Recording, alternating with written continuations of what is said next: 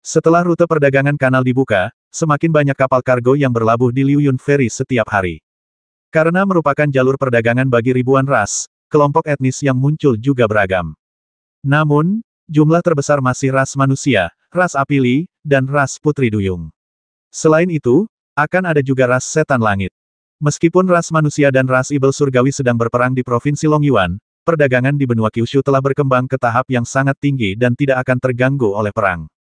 Hari ini, kapal kargo terbesar yang dibangun di galangan kapal kota Liuyun diluncurkan, dan kali ini kapal tersebut dilengkapi dengan pilot des yang dilatih oleh Akademi Kunpeng, jadi Ye Xuan juga meluangkan waktu untuk datang dan melihat situasinya. Kapal diluncurkan dengan lancar. Setelah muatan dirakit, kapal ditarik oleh seorang pilot ke prefektur Longyuan. Kecepatannya sangat cepat. Kapal dapat mencapai kota Tufang dalam 1 hari dan Danau Longs dalam 1 hari lagi. Tidak lama setelah kapal besar itu berlayar, sebuah kapal kargo asing perlahan mendekati pantai. Sekelompok besar kuli angkut dan tukang perahu segera datang untuk mengambil alih perahu dan melakukan bisnis. Ada juga beberapa anak di antara kerumunan itu, yang membawa keranjang dan menjual anggur, biji melon, dan buah-buahan yang diawetkan. Orang-orang yang melakukan perjalanan bisnis dalam jangka waktu lama biasanya gemar minum, sehingga barang-barang seperti alkohol dan biji melon sangat mudah dijual dan harganya jarang turun. Kapal perlahan berlabuh, dan setelah papan jalan dipasang, seorang pedagang Tian Yao melangkah turun dengan kepala terangkat tinggi. Seorang gadis kecil bergegas maju sambil membawa keranjang di tangannya, memegang keranjang di depan pedagang Tian Yao, dan berteriak beli anggur. Beli anggur, anggur bunga aprikot yang baru diseduh tahun ini. Pedagang Tian Yao mengambil sebotol anggur dari keranjang, menggigit gabusnya, menyesapnya, lalu memecahkan toples itu dan mengumpat, dasar sampah. Keluar. Gadis kecil itu melihat toples anggur itu pecah dan anggur dengan aroma bunga aprikot tumpah ke seluruh lantai. Dia menunjuk ke pedagang Tian Yao dan berkata, kau memecahkan anggurku, kau harus membayarku. Pedagang ibel langit menamparkan keranjang itu hingga terlepas dari tangan gadis itu, menendangnya, dan mengutuk, beraninya kau menunjuk seorang bangsawan ibel langit. Kau mencari kematian. Setelah dia selesai mengumpat, dia merapikan jubah mewahnya dan berjalan maju, bermaksud untuk melihat apakah ada sesuatu yang menarik untuk dilihat di kota baru ini. Di mata klan setan langit, manusia terbiasa bersenang-senang, terutama di tempat-tempat seperti rumah musik dan restoran. Gadis kecil itu ditendang dan berguling-guling di tanah beberapa kali, memegang perutnya dengan tangannya dan menangis di tanah. Ketika para kuli di sekitar melihat kejadian itu, mereka segera membantu gadis kecil itu berdiri, lalu mengelilingi pedagang Tian Yao dan menghentikannya sambil berteriak, mengapa kamu memukul orang? Tinggi setan surgawi pada umumnya satu kepala lebih tinggi dari tinggi manusia. Pedagang dari suku Sky Demon juga sama. Ia menunduk menatap kuli-kuli yang berkeringat di sekitarnya dan berteriak dengan nada menghina minggir. Apa kalian tahu siapa aku? Aku bangsawan dari suku Muhou dari suku Sky Demon. Kalian semut-semut kotor, minggirlah. Jika kau menabrak seseorang, kau harus memberi kami penjelasan. Para kuli angkut itu sangat kompak. Mereka melindungi gadis kecil itu dan berdebat dengan pedagang Tian Yao. Hai semut-semut hina, aku boleh menghajar dan menendangmu sesuka hatiku, apalagi yang bisa kau lakukan padaku. Ucap bangsawan suku Muhou itu dengan angkuh. Para kuli angkut itu memegang tongkat pengangkut mereka, semuanya dengan ekspresi marah di wajah mereka, dan mereka semua ingin maju dan bertarung dengan setan surgawi ini. Bangsawan dari suku Muhou ini merasa sedikit aneh. Sebagai seorang pengusaha besar dari suku Muhou, ia telah melakukan perjalanan ke hampir semua kota besar dari berbagai kelompok etnis di Kyushu, dan juga telah mengunjungi banyak kota umat manusia. Di kota-kota manusia yang pernah dimasukinya sebelumnya, warga sipil manusia akan bersembunyi di balik kota-kota itu karena takut saat melihat setan-setan surgawi. Mereka belum pernah melihat situasi seperti ini di mana mereka dikepung. Belum lagi warga sipil manusia, bahkan wali kota-kota manusia pun harus bersikap hormat saat bertemu dengannya. Ketika kedua belah pihak sedang berkonflik, para pengawal ibel surgawi milik bangsawan Muhou juga turun dari perahu satu demi satu. Bangsawan dari suku Muhou itu mulai tidak sabar karena dikepung. Ia menunjuk ke arah kuli-kuli di sekitarnya dan mendengus, keluarlah dari sini jika kalian tidak ingin mati. Kau memukul seseorang, kau harus menjelaskannya. Dan kau harus mengganti anggur yang tumpah. Seorang pria pemberani yang memegang tongkat pengangkut berdiri di depan, bersikeras mencari keadilan bagi gadis kecil itu. Kau tidak ingin keluar, kan? Sedikit kekejaman melintas di mata para bangsawan Muhou, dan mereka melambaikan tangan dan memerintahkan, pukul mereka. Pukul makhluk-makhluk rendahan ini sampai mati. Kau berani meminta kompensasi dari para bangsawan ibel surgawi yang mulia, dan kau, para manusia rendahan, layak berbicara denganku. Keempat pengawal ibel surgawi segera mengayunkan tombak mereka dan mengejar para kuli di sekitar mereka. Kedua belah pihak segera bentrok, dengan teriakan dan jeritan terdengar. Tepat pada saat ini, energi pedang melesat keluar, dan kepala penjaga setan langit meledak, menggemparkan konflik. Kemudian terdengar teriakan dari kerumunan Tuan Kota datang. Tuan Kota datang. Para kuli memberi jalan kepadanya, dan Ye Xuan berjalan ke ladang. Dia melirik pria dengan pewarna di tubuhnya dan bertanya, apa yang terjadi? Pria itu langsung menunjuk ke arah gadis kecil yang masih menangis dan berkata, pengusaha setan ini memukuli seseorang dan ingin pergi tanpa memberikan penjelasan. Setelah mendengarkan ini, Ye Xuan menatap ibel surgawi mulia dari suku Muhou dengan ekspresi tenang. Ibel mulia dari suku Muhou melirik Ye Xuan dengan tatapan sombong, dan berkata dengan sombong, kau adalah penguasa kota, kan? Bawalah orang-orang rendahanmu ini dan berlututlah untuk meminta maaf kepadaku. Aku akan lebih murah hati dan tidak akan mengganggumu. Kau memukul seseorang dan kau ingin aku meminta maaf padamu. Ye Xuan langsung tidak mengerti jalan pikirannya. Tentu saja, sebagai seorang penguasa kota, Anda gagal mendidik orang-orang rendahan di bawah komando Anda dengan baik, dan Anda berani menyinggung bangsawan ibel surgawi seperti saya. Anda pantas mati. Saya memberi Anda kesempatan untuk meminta maaf, mengapa Anda tidak berlutut dengan cepat? Ingatlah di masa depan, Anda makhluk rendahan, ketika Anda melihat bangsawan ibel surgawi seperti saya, Anda harus berlutut untuk menyambut saya. Bangsawan suku Muhou itu mengangkat kepalanya tinggi-tinggi dengan ekspresi sombong, menunggu Ye Xuan untuk berlutut dan meminta maaf. Ye Xuan sangat marah hingga tertawa. Tatapan matanya berubah dingin dan dia menendang bangsawan Muhou itu. Bangsawan suku Muhou itu menabrak tembok dan berguling ke bawah, meronta dan meraung di tanah, dengan keringat dingin di dahinya. Ye Xuan berjalan perlahan dan bertanya, apakah kamu puas dengan permintaan maaf ini? Beraninya kau memukulku. Kau tahu siapa aku? Bangsawan suku Muhou itu berteriak dengan gigi terkatup. Ye Xuan berjalan mendekat dan menghentakkan kepalanya ke lumpur sambil berkata, sudah cukup. Apa kau ingin minta maaf? Bangsawan Muhou itu berteriak, penjaga. Penjaga, basmi semut ini. Lebih dari selusin penjaga ibel surgawi di pantai dan di perahu segera bergegas dan menikam Ye Xuan dengan tombak mereka. Ye Xuan mengayunkan pedang dengan tangan kirinya, energi pedang menyambar, dan kepala semua pengawal ibel langit yang menyerbu langsung terpental dan berguling ke tanah. Ye Xuan menginjak kepala ibel bangsawan dari suku Muhou dan berteriak kepada orang-orang yang hadir dengar baik-baik. Kami adalah ras paling mulia di Jiushu. Tidak peduli ras apapun Anda, begitu Anda melangkah ke wilayah manusia, Anda harus mematuhi hukum manusia. Jika Anda memukul seseorang, Anda harus dihukum. Jika Anda menghancurkan sesuatu, Anda harus membayar ganti rugi. Tidak peduli apakah dia ibel atau bangsawan, di kota Liu Yun saya, jika ada yang berani bertindak begitu angkuh dan perkasa, pergi beritahu pengawal Liu Yun dan saya akan membenturkan kepalanya ke lumpur. Bagus. Pertarungan yang bagus. Liu Yundu tiba-tiba menjadi bersemangat. Sorak-sorai di Liu Yun Ferry mendidih bagai ombak. Beberapa pedagang bangsawan dari suku Tian Yao turun dari kapal dagang. Pemimpin kelompok itu adalah Tian Yao tua yang mengenakan totem suku Muhou.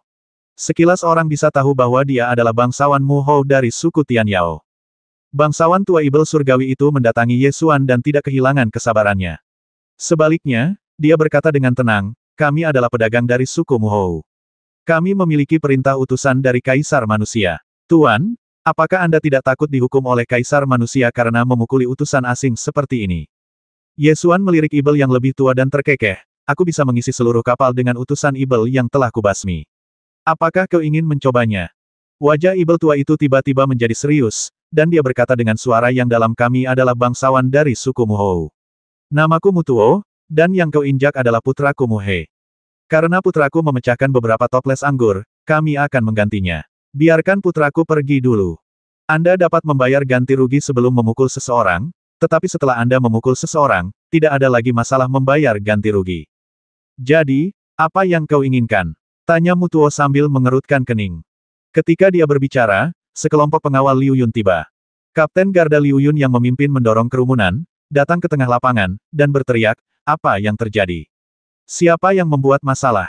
Ye Xuan mengerutkan kening saat melihat ekspresi sang kapten yang suka memerintah, dan bertanya dengan suara yang dalam, konflik di Ferry Liu Yun telah berlangsung begitu lama, mengapa pengawal Liu Yun datang begitu terlambat? Titik. Kapten pengawal Liu Yun melirik Ye Xuan dan melihat bahwa Ye Xuan menginjak seorang pedagang Tianyao. Dia langsung berteriak, siapa kamu? Beraninya kamu membuat masalah di Ferry Liu Yun. Mengapa kamu tidak membiarkan tamu asing itu pergi? Ekspresi Ye Xuan berubah dingin, dan dia meninggikan suaranya dan memarahi aku bertanya padamu, mengapa kamu begitu terlambat? Menurutmu, kau bisa bertanya tentang pengawal Liu Yun.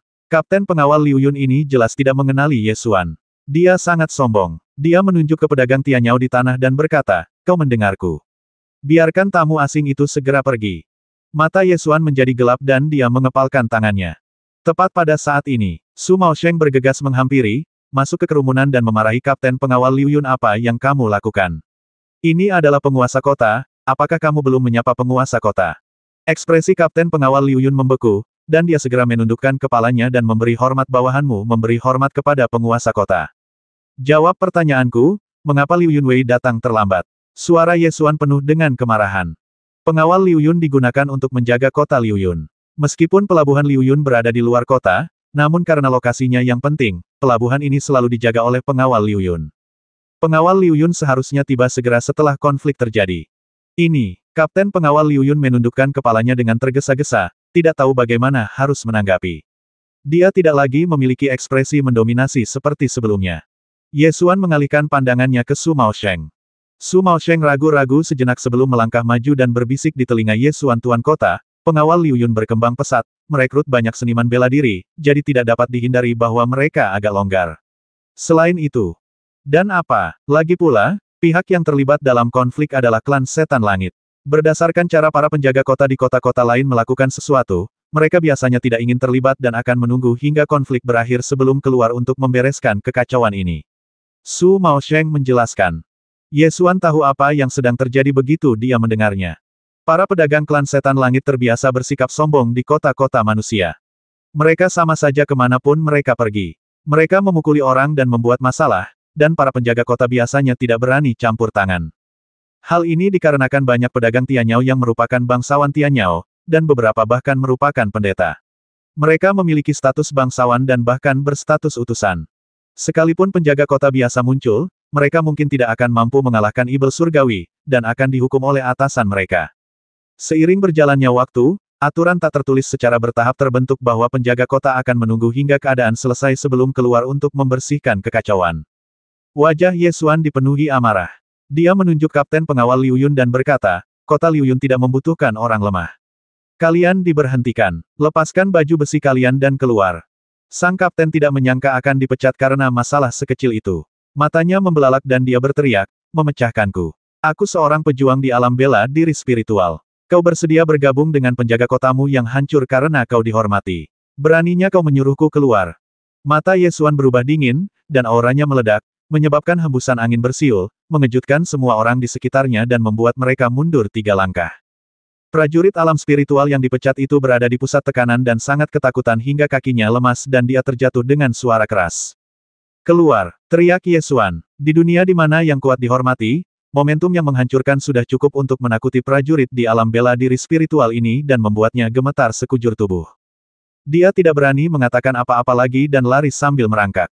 Ye Xuan menatap pengawal Liu Yun yang tersisa dan berteriak, kalian juga bersalah, tetapi Jiang Xiong, kami tidak bisa menyalahkan kalian semua. Dengarkan aku, laporkan diri ke Akademi Jenderal Dewa besok untuk pelatihan militer selama setahun. Jika kalian tidak bisa bertahan, keluarlah. Ingat baik-baik, kota Liu Yun tidak menginginkan orang lemah atau pengecut.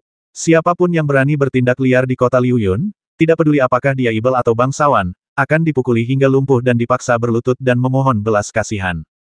Para pengawal Liu Yun saling memandang. Beberapa dari mereka pernah membasmi ibel surgawi sebelumnya dan sangat berani. Mereka segera menjawab dengan keras, ya. Setelah Ye Xuan memberi pelajaran pada anak buahnya, dia masih saja menginjak-injak pedagang bangsawan Tianyao, Mu He. Setelah menonton seluruh pertunjukan, Mu Tuo tampak sedikit tidak senang dan berkata, sudah cukup pamernya. Apakah sudah waktunya melepaskan anakku?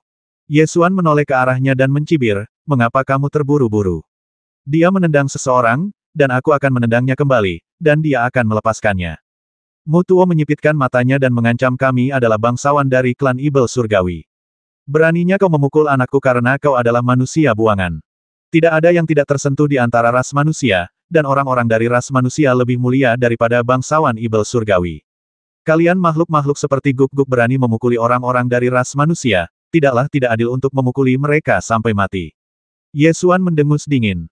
Kau, tahukah kau betapa mulianya suku Mu Hou kami? Setiap ibel surgawi di suku Muhouku memiliki bakat untuk menjadi pendeta. Beraninya kau membandingkan kami dengan orang-orang buangan dari ras manusia. Mu Tuo langsung geram. Ye Xuan tersenyum dingin dan melambaikan tangannya untuk memanggil gadis kecil yang ditendang itu. Keringat dingin mengucur di dahi gadis kecil itu dan wajahnya pucat. Jelaslah bahwa tendangan itu sangat keras. Seorang wanita baik hati menolong gadis kecil itu dan berkata dengan nada sedih, saya sering melihat gadis berambut kuning ini. Dia menjual minuman untuk orang tuanya di feri. Dia anak yang baik, tetapi menyedihkan. Gadis kecil itu sedikit takut dan mendongak dengan ekspresi khawatir di wajahnya. Jangan takut. Ye Xuan mengulurkan tangannya ke pakaiannya, menyentuh perutnya, dan bertanya, apakah sakit? Gadis kecil itu mengangguk, tetapi kemudian dengan cepat menggelengkan kepalanya. Ye Xuan melepaskan aliran energi sejati dan menuangkannya ke meridian gadis kecil itu untuk menstabilkan luka-lukanya dan menghindari kerusakan pada an-an dalamnya. Kemudian dia mengambil obat dan menyerahkannya kepadanya. Apakah kamu takut dengan rasa pahitnya? Gadis kecil itu segera menggelengkan kepalanya. Jangan takut. Minum obatnya. Rasa sakitnya akan hilang. Gadis kecil itu mengambil pil itu, segera memasukkannya ke dalam mulutnya, menggigitnya, dan wajahnya berkerut karena kepahitan. Setelah Ye Xuan mengobati luka gadis itu, dia mengalihkan pandangannya kembali ke Mu He dan berkata, kamu tidak perlu membayar anggur yang pecah. Aku akan membayarnya. Kamu menendang warga kota Liu Yun, jadi aku akan bersikap adil. Aku akan menendangmu juga, dan kemudian masalah ini akan selesai. Ketika pedagang bangsawan Tian Yao, Mu Tuo, mendengar cara penanganan masalah ini, dia langsung berkata dengan tidak senang, saya baru saja menyakiti seorang manusia paria, dan Anda ingin membalasnya kepada anak saya. Hukum macam apa ini? Beraninya Anda memperlakukan seorang bangsawan Tian Yao seperti saya seperti ini. Ini adalah kota Liu Yun, dan apa yang saya katakan adalah hukum. Ye Xuan melonggarkan cengkeramannya dan membiarkan Mu Hiul bangun. Mu He sangat marah. Setelah berdiri, dia berkata kepada ayahnya, ayah, jangan khawatir. Biarkan dia menendang. Dia menatap Ye Xuan dengan tajam, lalu berkata kamu boleh menendangku kalau kamu mau, tapi setelah kamu menendangku, kamu harus membiarkanku menendangmu balik juga. Ye Xuan tersenyum dan setuju tentu saja. Selama kamu masih bisa mengangkat kakimu saat itu. Apa yang bisa terjadi jika aku membiarkanmu menendang semut rendahan sepertimu? Aku adalah bangsawan dari suku Muhou dan memiliki garis keturunan ibel surgawi yang kuat. Belum lagi membiarkanmu menendangku sekali, bahkan jika aku menendangmu 100 atau 1000 kali, kakimu akan patah pada akhirnya. Ao, Mu He berteriak dengan arogan. Ye Xuan merasa kesal dengan perkataannya, lalu menendangnya tanpa menunggu dia selesai bicara. Wah, ia menendang dengan kekuatan seberat gunung, dan menimbulkan suara yang keras. Tubuh Mu He di bagian perut ditendang hingga berkeping-keping, daging dan darah berceceran di mana-mana. Seluruh tubuhnya tiba-tiba kehilangan sebagian di bagian tengah, dan dia langsung menjerit sangat keras. Oh, tubuh bagian atas dan bawah tanpa perut jatuh ke tanah, dan pemandangannya sangat berdarah. Ketika Mu Tuo melihat putranya ditendang hingga menjadi dua bagian, matanya terbelalak dan dipenuhi rasa terkejut dan marah, serta terdiam beberapa saat. Ye Xuan bertepuk tangan dan berkata, baiklah, aku bilang aku akan menendangmu. Kedua tubuh Mu He berjuang di tanah dan menjerit. Darah menyembur keluar dari ujung yang patah seperti kolom air. Suaranya semakin mengecil, dan akhirnya dia meninggal dengan mata terbuka lebar. Kau, beraninya kau membasmi anakku. Aku adalah seorang pengusaha kuat dari bangsawan ibel surgawi dengan status seorang utusan. Mu Tuo menunjuk ke arah Ye Xuan dan berteriak tidak percaya. Ye Xuan merentangkan tangannya dan berkata dengan putus asa, maafkan aku. Beginilah keadaan di kota Liu Yun. Jika klan setan langit melakukan kejahatan, hukumannya akan 10 kali lipat. Apa yang telah kulakukan dianggap ringan, dan itu juga menyebabkan putramu mati dengan cepat. Kau mencari kematian, teriak Mu Tuo. Para ibel surgawi yang berjaga di belakangnya langsung mengangkat tombak mereka dan menjadi tegang. Saya lupa menyebutkannya. Kota Liu Yun juga memiliki undang-undang yang menyatakan bahwa klan setan langit tidak diperbolehkan membawa senjata di kota Liu Yun. Pelanggar akan dipotong tangannya dan dipukuli 30 kali. Ye Xuan berkata sambil tersenyum. Su Maosheng mendengarkan di dekatnya, menyeka keringatnya, dan bertanya dengan suara rendah, Tuan Kota, ketika undang-undang itu dirumuskan tahun lalu, sepertinya pasal ini tidak ada. Sekarang aku sudah memilikinya, tuliskan saja dan tambahkan saat aku kembali, kata Ye Xuan dengan tenang. Para pengawal Liu Yun di belakangnya segera menghunus pedang dan bersiap melaksanakan perintah penguasa kota. Meskipun Mu Tuo adalah seorang bangsawan ibel surgawi dan biasanya sombong, dia telah menjadi pengusaha yang mulia dan berkuasa selama bertahun-tahun dan sangat licik. Dia percaya bahwa penguasa kota muda di depannya pastilah orang muda dan tidak berpengalaman yang melakukan sesuatu tanpa mempertimbangkan konsekuensinya. Karena itu, ia menelan amarahnya dan bersiap membalasnya 2 kali lipat ketika ia mendapat kesempatan di masa mendatang. Dia menarik napas dalam-dalam dan berkata, "Baiklah, kita akhiri saja seperti ini. Sekarang aku harus memuat dan membongkar barang dan berangkat ke kota Chaohua. Aku harap saat aku kembali dari kota Chaohua, kamu masih berani bersikap sombong."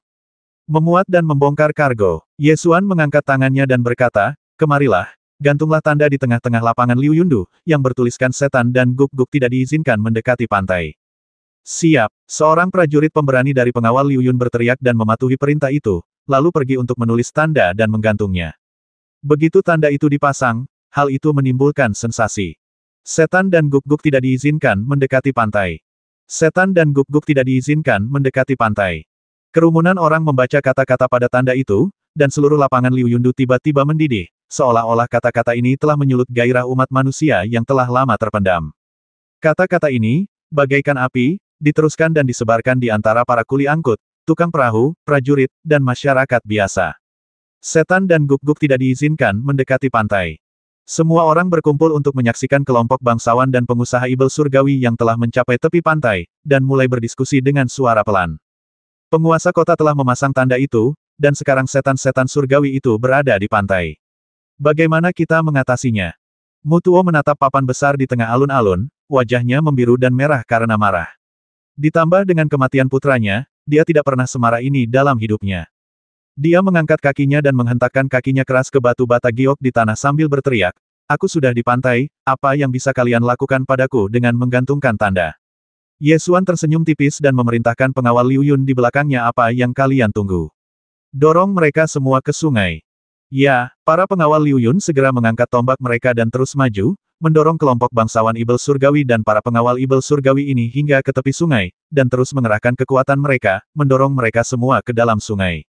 Kelompok setan surgawi, para bangsawan, dan pengusaha itu menggeliat di sungai sambil mengumpat dengan keras. Warga kota Liu Yun berkumpul di tepi pantai, menyaksikan ibel surgawi menggeliat di dalam air, dan semuanya tertawa terbahak-bahak. Ada pula yang mengambil daun sayur dan telur dari keranjang lalu melemparkannya ke sungai. Jika ada yang melempar, orang-orang di sekitarnya akan ikut melempar. Selama beberapa saat, daun-daun sayur busuk dan telur busuk dilemparkan ke kepala para pedagang jahat itu seperti orang gila. Dulu, tidak peduli ke kota manusia mana Mutuo pergi, dia bisa berjalan sambil mengangkat kepala dan menangkap beberapa manusia paria untuk mempermalukan mereka, dan para paria itu tidak akan berani mengatakan sepatah kata pun. Namun, ia tidak pernah menyangka suatu hari ia akan diperlakukan seperti ini di kota manusia. Dia tidak dapat mengerti dari mana manusia rendahan ini mendapatkan keberanian. Besarnya keberanian penduduk suatu kota tergantung pada besarnya keberanian yang diberikan oleh pemimpin kotanya. Ye Xuan membasmi bangsawan ibel surgawi Kuan Sang dengan sikap yang sangat tangguh, menyatakan keagungan kota Liu Yun. Warga kota Liu Yun tahu betapa beraninya penguasa kota mereka, jadi mereka berani bersikap seberani dia. Seorang anak lelaki mengambil ketapel, membidikkan ke arah penjaga setan surgawi, dan menembakkannya ke arahnya dengan bunyi bang. Oh, penjaga ibel surgawi itu menutup matanya, dengan ekspresi garang di wajahnya, dia meraih batu itu dan melemparkannya ke arah anak kecil itu. Seorang prajurit di dekatnya mendengus dingin, mengulurkan tangannya untuk menangkap batu itu, dan mengutuk beraninya ibel ini melawan. Basmi dia, 7 atau 8 prajurit segera menghunus pedang mereka, melompat ke sungai, dan memotong kepala pengawal ibel surgawi itu. Mutuo akhirnya menyadari betapa mengerikannya kota manusia yang baru bangkit ini, dan segera memerintahkan pengawalnya untuk naik kembali ke kapal dagang. Kapal dagang ini telah didorong menjauh dari tepi sungai oleh pengawal Liu Yun menggunakan tombak mereka, dan beberapa prajurit pengawal Liu Yun juga telah membuat beberapa lubang peluru di lambung kapal. Selain suku Tianyao, ada juga suku asing yang lemah yang menderita dan didorong ke sungai oleh pengawal Liu Yun. Pemimpin ras alien ini menangis dan jatuh ke kaki Ye Xuan, memeluk kaki Ye Xuan, dan berteriak keras, "Tuan kota, mengapa ini terjadi? Mengapa Anda tidak membiarkan kami mendarat? Kami sangat menghormati Anda, Tuan kota." Ye Xuan menunduk dan pipinya berkedut. Alien ini benar-benar tampak seperti manusia berkepala guk-guk dan secara tidak sengaja terluka oleh tanda yang bertuliskan setan dan guk-guk tidak diizinkan mendekati pantai. Pengawal Liu Yun menyusul dan bersiap menangkap pria berkepala guk-guk itu dan melemparkannya ke sungai. Ye Xuan terbatuk, melambaikan tangannya dan berkata, "Baiklah, itu tidak masuk hitungan, biarkan saja. Biarkan saja." Semua pedagang Tian Yao terlempar ke sungai, dan kapal dagang Tian Yao terlempar keluar dari feri dan hanyut di sungai. Pengawal Liu Yun membawa kursi, dan Su Maosheng dengan hormat meminta Ye Xuan untuk duduk. Dia berkata dengan wajah masam Tuan Kota, saya lega Anda mengalahkan para pedagang klan Setan Langit, tetapi 1/5 dari perdagangan Liu Yun Ferry berasal dari klan Setan Langit. Jika kita menolak untuk mengizinkan kapal dagang Setan Langit berlabuh, terlalu banyak kepentingan akan terlibat. Saya khawatir. Apa kau bodoh? Kapal-kapal klan Setan Langit sudah berlayar ke sini, apakah mereka masih bisa berlayar kembali? Biarkan kamar dagang di kota membeli seluruh muatan kapal, turunkan harganya ke harga terendah, dan hancurkan mereka. Ye Xuan berkata sambil memutar matanya. Pipi Su Maosheng berkedut, berpikir bahwa pria di depannya cukup kejam, dan melanjutkan jika demikian, para pedagang Tianyao ini mungkin tidak setuju. Bagaimana jika mereka berlayar ke utara, memasuki Lushui, dan berdagang di kota-kota lain? Setidaknya ada selusin kota besar dengan transportasi sungai di Sungai Lushui. Jika demikian, pendapatan transportasi sungai kota Liu Yun kita akan hilang sia-sia. Su Maosheng adalah pembela kota Liu Yun dan memiliki banyak hal untuk dipertimbangkan. Pendapatan dari transportasi sungai kini menjadi andalan kota Liu Yun. Jika dikurangi 1/5-nya, kerugian ini akan sulit diimbangi. Ye Xuan memutar matanya ke arahnya dan berkata, apakah aku membangun 3 bendungan di kanal itu tanpa alasan? Aku yang berhak menentukan siapa yang boleh lewat dan siapa yang tidak boleh lewat. Pipi Su Maosheng terus berkedut. Ia menyeka keringat di wajahnya dengan lengan bajunya dan berkata, Tuan Kota, jika Anda melakukan ini, para pedagang klan Tian Yao akan mencela Anda. Ini disebut monopoli. Akulah yang membangun kanal itu. Jika kau ingin melewatinya, kau harus membayar tol. Mengenai kutukan para pedagang dari suku Tian Yao, masih ada perang di Long Yuansu. Aku bersikap baik dengan tidak membasmi mereka. Ye Xuan sangat sombong. Bukankah ini terlalu berlebihan? Su Maosheng terus menyeka keringatnya. Saya sangat mendominasi, jadi kenapa? Jika para pedagang Tianyao itu tidak senang, mereka dapat terus mengambil rute perdagangan negara Gurun Selatan. Tidak ada yang memaksa mereka untuk mengambil kanal. Setelah memikirkannya sejenak, Su Maosheng akhirnya memahami kengerian kanal ini. Mengingat perilaku Ye Xuan yang sombong saat ini, apakah para pedagang Tianyao bersedia menyerahkan terusan itu dan terus mengambil jalur perdagangan Nan Huangsu? Jawaban Su Maosheng adalah tidak. Diperlukan waktu setidaknya 1 hingga 2 bulan untuk menempuh perjalanan melalui Southern Wilderness State. Meskipun perjalanannya datar, ada risiko diserang oleh monster dan orang kuat. Kanalnya berbeda, hanya butuh 2 hari untuk menempuh perjalanan dari Danau Longs ke kota Liu Yun jika ada binatang terbang yang menarik perahu. Selama perjalanan ke provinsi Southern Wilderness, Anda dapat bolak-balik di kanal lebih dari 10 kali. Perbedaan antara keduanya tidak sama. Oleh karena itu, tidak peduli seberapa sombongnya kota Liu Yun, pedagang Tianyao hanya dapat mengambil alih terusan. Sekarang, Ye Xuan secara langsung mencegah kapal dagang Tian Yao berlabuh, dan bendungan kanal juga mencegah kapal dagang Tian Yao lewat. Lalu barang-barang di kapal ini akan ditransfer ke kamar dagang di kota Liu Yun dengan harga murah, atau membusuk di sungai. Memegang kanal, kamu begitu mendominasi. Tentu saja, jika sebuah kota terus memperlakukan negara kuno dengan cara yang begitu sombong, kemungkinan besar negara kuno tersebut akan ditaklukkan. Oleh karena itu, kota-kota biasa tidak berani memperlakukan klan Setan Langit dengan cara ini. Ye Xuan tidak peduli. Dia harus selalu waspada terhadap tekanan dari kerajaan Ibel Surgawi kuno. Bahkan jika tidak ada pedagang Ibel sepanjang hari, kerajaan Ibel Surgawi kuno juga ingin bergegas dan menyerang kota Liu Yun. Dalam kasus ini, sebaiknya kita berusaha sekuat tenaga dan mendapatkan batu roh terlebih dahulu. Setelah berurusan dengan kapal dagang klan Tianyao, Ye Xuan memanggil gadis kecil itu dan bertanya, di mana orang tuamu? Ibu dan ayah sedang bekerja. Gadis kecil itu menunjuk ke arah feri di selatan. Porter yang mengenali gadis kecil itu menjawab, Tuan, ayahnya sama seperti kita orang-orang kasar, mencari nafkah dengan susah payah dengan mengangkut barang untuk orang lain. Saya melihatnya di pagi hari, dan sepertinya dia akan pergi ke pusat kota untuk mengantarkan barang. Ibunya sedang memasak untuk orang-orang di feri, dan sudah hampir waktunya makan malam. Dia sangat sibuk sekarang, dan dia bahkan tidak tahu bahwa anaknya sedang diganggu di sini. Ye Xuan melirik Su Maosheng di sampingnya dan memerintahkan, kirim seseorang untuk memanggil orang tuanya. Su Maosheng mengirim orang untuk mencari mereka. Tak lama kemudian, sepasang suami istri berlari menghampiri dengan tergesa-gesa. Saat tiba di depan Ye Xuan, mereka berlutut dan berkata, Tuan Kota, apakah gadisku melakukan kesalahan? Dia masih muda. Jika Anda ingin menghukum seseorang, silakan hukum aku. Bangunlah dulu, ada beberapa pertanyaan yang ingin kutanyakan padamu. Suara Yesuan tenang, dan tidak mungkin untuk mengatakan apakah dia senang atau marah. Pasangan itu saling berpandangan, tidak berani berdiri, lalu bersujud dan memohon. Melihat hal ini, Su Maosheng melangkah maju dan berkata, gadismu tidak melakukan kesalahan apapun. Tuan kota tidak akan menghukummu. Berdirilah dan jawablah. Pasangan itu lalu berdiri setengah percaya, dengan kepala tertunduk, tidak berani bergerak. Yesuan tidak langsung bertanya, tetapi melihat situasi di alun-alun Liu Yundu, dia melihat banyak anak-anak membawa keranjang untuk berjualan, dan keluarga ini tidak terkecuali. Banyak anak-anak yang berjualan minuman di sini. Ini bukan pertanyaan, tetapi Su Maosheng melanjutkan, iya, sebagian besar orang yang turun dari kapal dagang adalah pengusaha besar. Sebagian besar dari mereka yang melakukan perjalanan di jalur perdagangan untuk waktu yang lama gemar minum, dan anggur mudah dijual. Fokus saya adalah pada anak-anak, Yesuan menegaskan. Su Maosheng tertegun, melirik pasangan di sebelahnya, lalu mengajukan pertanyaan kepada mereka. Tuan kota mengajukan pertanyaan kepada Anda. Lelaki itu tertegun sejenak, lalu bertanya dengan bingung. Tuan kota, apakah ada masalah jika membiarkan anak itu berjualan anggur di dermaga untuk menambah pendapatan keluarga? Yesuan tahu bahwa di dunia ini, anak-anak dari keluarga biasa harus bekerja di ladang sejak usia sangat muda. Hal semacam ini sangat normal di dunia ini, tetapi dia hanya merasa tidak nyaman melihatnya. Berapa banyak uang yang bisa dihasilkan seorang anak dengan menjual alkohol di dermaga? Tanya Yesuan. Kali ini, giliran ibu gadis itu yang berinisiatif menjawab. Arya memang pintar. Kadang penghasilannya dari berjualan arak lebih besar daripada penghasilan saya dari memasak dan mencuci pakaian. Apakah kamu pernah berpikir untuk membiarkan anak-anakmu belajar dan mempelajari seni bela diri? Yesuan bertanya lagi. Mengapa seorang gadis harus membaca buku atau belajar bela diri? Pria itu melambaikan tangannya saat mendengar ini. Kudengar kau memanggilnya Arya, apakah ada yang lebih tua di keluarga ini? Yesuan bertanya lagi. Ya, ada seorang putra sulung.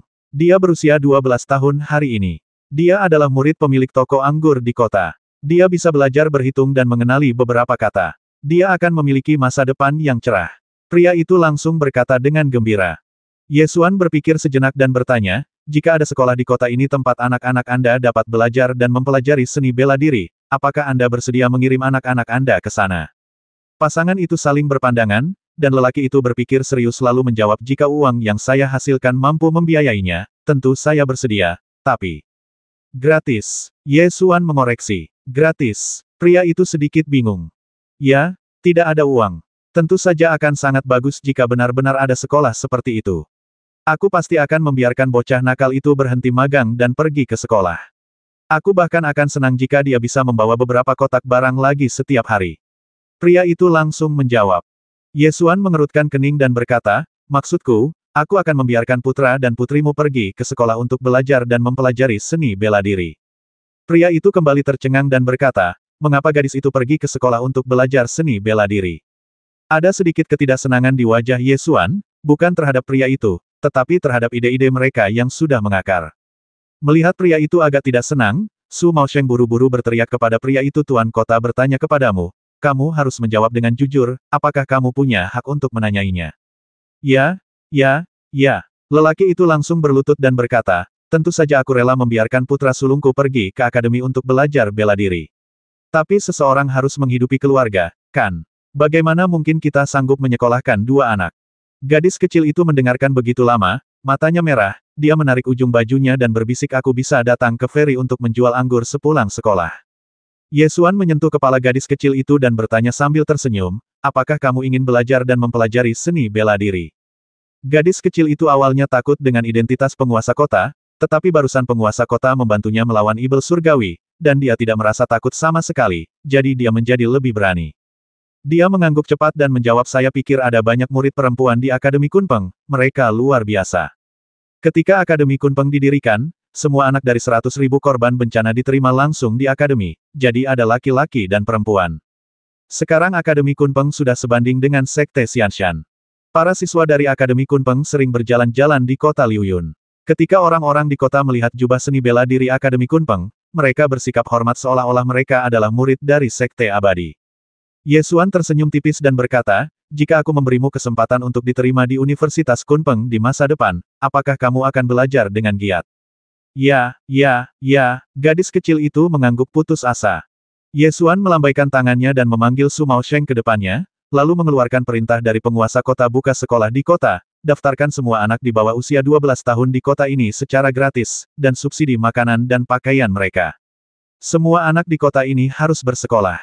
Itu berarti butuh ribuan sekolah. Mata Su Maosheng membelalak kaget. Titik titik titik. Titik titik titik. Kau tidak salah dengar, semua anak di kota ini. Biaya akan dialokasikan dari pendapatan kanal. Aku sangat paham dengan pendapatan dari jalur perdagangan. Tidak akan jadi masalah bahkan untuk mendukung pendidikan anak-anak di 100 kota. Lakukan saja apa yang aku katakan. Jika kau tidak bisa melakukannya, aku bisa mencari orang lain untuk melakukannya. Ye Xuan menatap Su Maosheng sambil tersenyum. Su Maosheng tahu betul apa artinya meminta orang lain melakukannya. Penguasa kota di dunia ini tidak perlu melakukan apapun kecuali membasmi para penjaga kota. Bahkan jika Anda mengganti ratusan penjaga kota, Anda selalu dapat menemukan satu orang yang dapat melakukan pekerjaan itu. Tentu saja, Ye Xuan mengatakan ini sambil bercanda. Su Maosheng tidak bisa menganggapnya sebagai lelucon, dan dengan cepat setuju saya bisa melakukannya. Saya hanya takut dengan keberanian penguasa kota. Juga, semua anak di kota, termasuk anak perempuan. Saat menerima siswa, kami akan memeriksa registrasi rumah tangga mereka. Keluarga yang memiliki anak laki-laki dan perempuan tetapi hanya ingin menyekolahkan anak laki-laki dan membiarkan anak perempuan bekerja di rumah tidak akan diterima. Jika kami akan menerima siswa, kami akan menyekolahkan anak laki-laki dan perempuan. Ye Xuan menegaskan. Saya akan menuliskannya dan menyusun rincian pembukaan sekolah saat saya kembali, jawab Su Maosheng. Juga, mulai sekarang, semua sekolah di kota ini akan menyelenggarakan ujian terpadu setiap tahun dan merekrut sejumlah siswa untuk masuk ke Kunpeng College dan Senjiang College. Ye Xuan menyebutkan sistem lain. Ketika Su Maosheng mendengar ini, kepalanya tiba-tiba merasakan sensasi berdengung. Ketika bersekolah di kota Liuyun, Anda juga akan memiliki kesempatan untuk masuk ke Kunpeng College dan Senjiang College. Ini adalah dua akademi yang sebanding dengan Sekte Gunung Abadi. Banyak alkemis, pemurni senjata, dan ahli formasi berusaha keras untuk masuk ke akademi ini. Sekarang mereka benar-benar merekrut siswa dari sekolah di kota Liuyun setiap tahun, yang memberi orang-orang miskin itu cara untuk berhasil. Ada api yang membakar hati Su Maosheng. Sekarang dia benar-benar mengagumi keberanian tuan kota muda di depannya.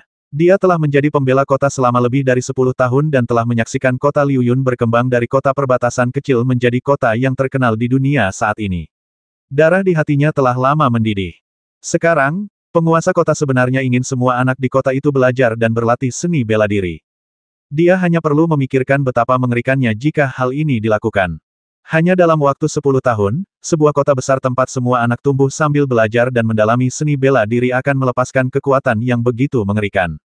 Jika sebelumnya dia masih khawatir kalau suatu hari negeri Ibel Surgawi kuno akan menyerang dan kota Liuyun mungkin tidak bisa dipertahankan, kini dia sudah tidak khawatir lagi. Hanya butuh waktu 10 tahun. Dalam 10 tahun, anak-anak yang tumbuh dengan belajar dan berlatih seni bela diri akan melindungi kota ini karena ini adalah rumah mereka. Su Maosheng mempertimbangkan masalah ini dengan sangat hati-hati dan bertanya, Tuan Kota, jika ide Anda benar, kota-kota lain mungkin akan berusaha keras untuk mengirim anak-anak mereka ke sekolah kami. Bagaimanapun, bahkan keluarga-keluarga besar seni bela diri itu akan tergoda oleh kesempatan untuk masuk Akademi Kunpeng. Kami tetap akan menerima mereka, tetapi jika Anda bukan warga kota Liuyun, maka itu tidak akan gratis. Bagaimanapun, keluarga-keluarga besar seni bela diri itu kaya, dan setiap keluarga mampu mengelola sekolah. Jika warga kota lain ingin menyekolahkan anak-anak mereka di sekolah kami, mereka juga dapat memindahkan keluarga mereka ke kota Liuyun dan menerima perlakuan yang sama seperti warga kota Liuyun. Ye Xuan berkata sambil berpikir, dan akhirnya menambahkan kamu dapat kembali dan mendiskusikan detail spesifik dengan bawahanmu. Lakukan saja pekerjaan dengan baik, aku hanya peduli dengan hasilnya. Baiklah, saya akan segera melakukannya. Su Maosheng menuliskan semua poin penting, lalu buru-buru menyusun rencana. Setelah Ye Xuan selesai menjelaskan semua hal tentang pembukaan sekolah, dia menepuk punggung gadis kecil itu dan berkata sambil tersenyum baiklah, sekolah akan dibuka di kota dalam beberapa hari, dan kamu bisa pergi ke sana untuk belajar dan berlatih seni bela diri. Benarkah? Gadis kecil itu sedikit tidak percaya dan menoleh kembali ke arah orang tuanya.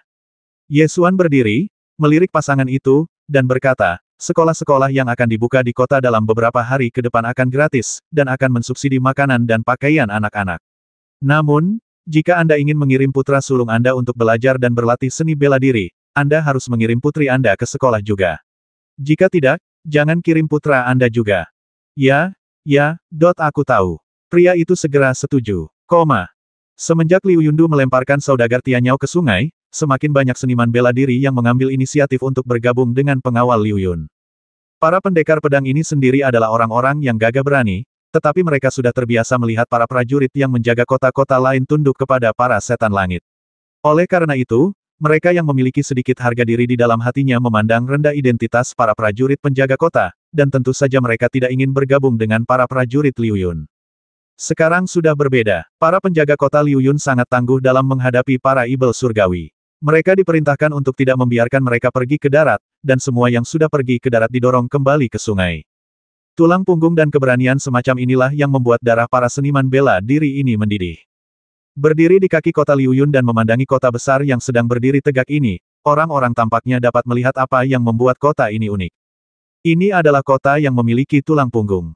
Ini adalah kota yang berani membasmi setan surgawi dan menghancurkan musuh yang kuat. Ia sangat mendominasi, tetapi begitu mendominasi sehingga orang-orang dapat yakin. Sebuah pepatah mulai tersebar di kedai-kedai Jianghu di kota. Jika kamu punya nyali, bergabunglah dengan pengawal Liu Yun. Jika kamu tidak bisa pergi ke Long Yuanzhu untuk bertempur di medan perang, mengapa kamu tidak berani bergabung dengan pengawal Liu Yun?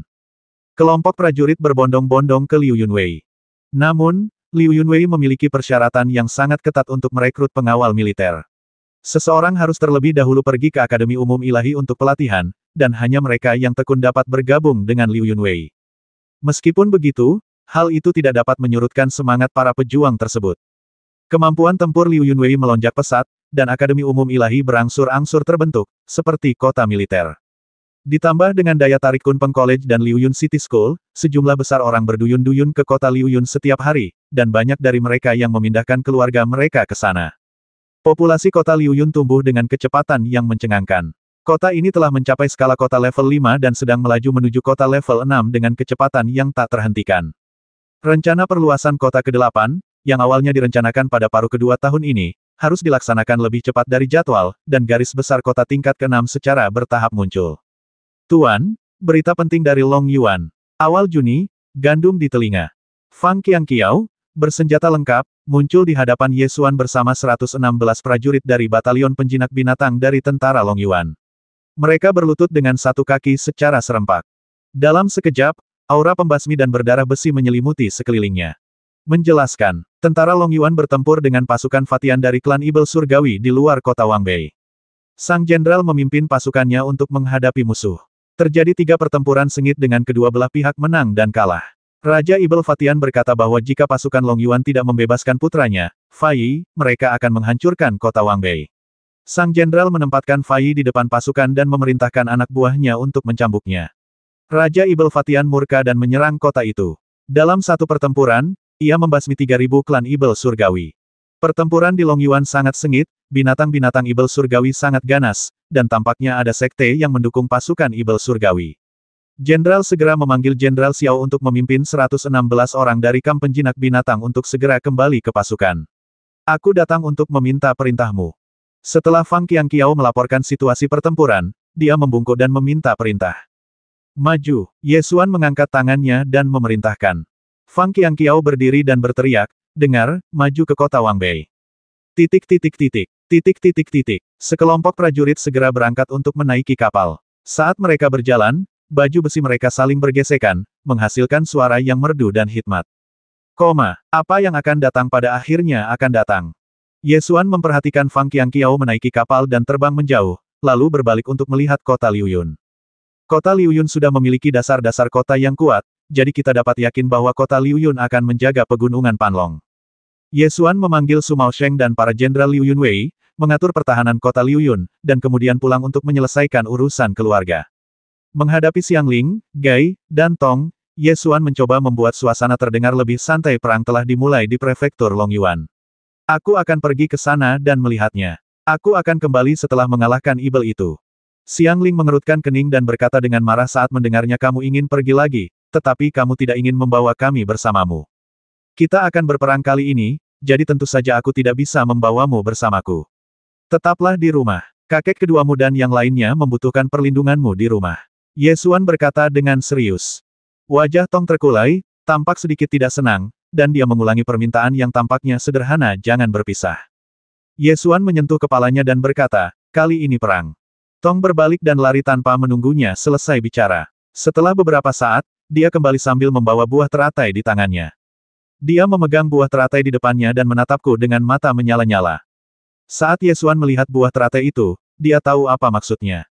Terakhir kali, ketika mereka berada di rawa beracun, mereka berdua juga meminta untuk masuk ke rawa beracun bersama-sama. Karena mereka tidak setuju, ia mengusulkan suatu kompetisi dengan buah teratai, lalu memotong buah teratai itu dengan pedang, memaksa mereka untuk kembali ke perahu dengan patuh. Sekarang, Tong menemukan polong teratai yang lain, jelas ingin berkompetisi lagi dengan cara yang sama seperti terakhir kali. Ingin bertanding lagi. Yesuan berpikir sejenak dan bertanya. Tong mengangguk dengan serius. Baiklah, kalau begitu sama seperti terakhir kali, aku akan memotong polong teratai itu dan kalian berdua harus tinggal di kota Liuyun. Yesuan menyetujui permintaannya. Tong segera berlari ke halaman sambil membawa polong teratai, berbalik dan mengangkatnya, menunggu untuk menghunus pedangnya. Gou bergegas mendekat, meraih tangan adiknya, dan menatap Yesuan bersama-sama, siap beraksi. Yesuan menghunus pedang Kunpeng dan berkata, aku akan menghunus pedangku saat aku menghitung sampai 3. 3, 2, 1. Dentang. Pedang itu berkelebat. Gai dan Tong segera melakukan perjalanan melalui kehampaan untuk mendapatkan berita dari tempat asal mereka. Yesuan telah mengantisipasi hal ini, dan cahaya pedang itu menebas lurus ke arah jalan yang mereka lalui melalui kehampaan, menargetkan buah teratai. Tepat saat cahaya pedang hendak menembus kekosongan dan memotong buah teratai.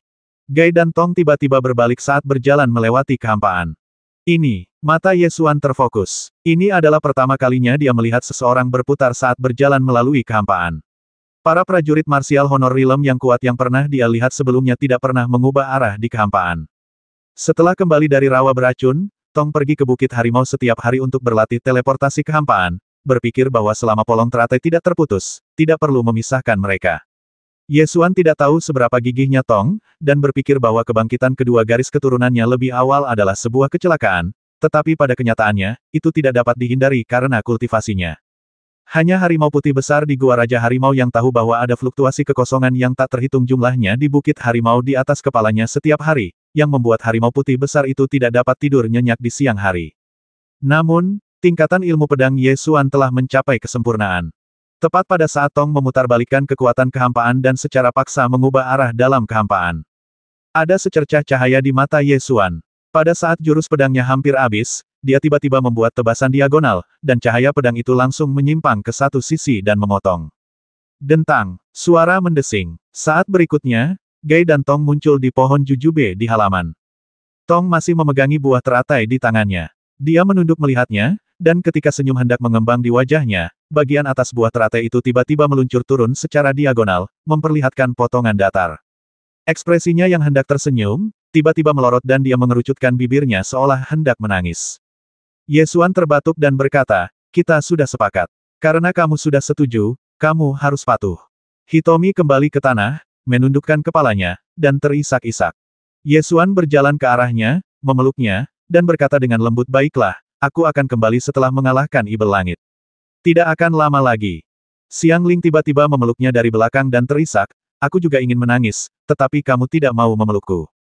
Yesuan mengeluarkan bola naga Laut Qi dari Laut Qi-nya, meletakkannya di tangannya, dan berkata, ambillah ini bola naga Laut Qi, kultivasimu juga telah mencapai waktu untuk membuka Laut Qi.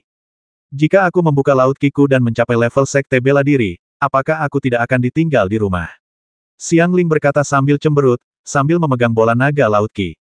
Yesuan menepuk dahinya dan berkata, gadis bodoh, karena ini rumah, kemanapun aku pergi, aku akan kembali suatu hari nanti. Apakah kita harus pergi? Harapan terbesar Xiang Ling adalah bisa tinggal di kota Liuyun bersama saudaranya, dan menjalani kehidupan yang aman dan stabil.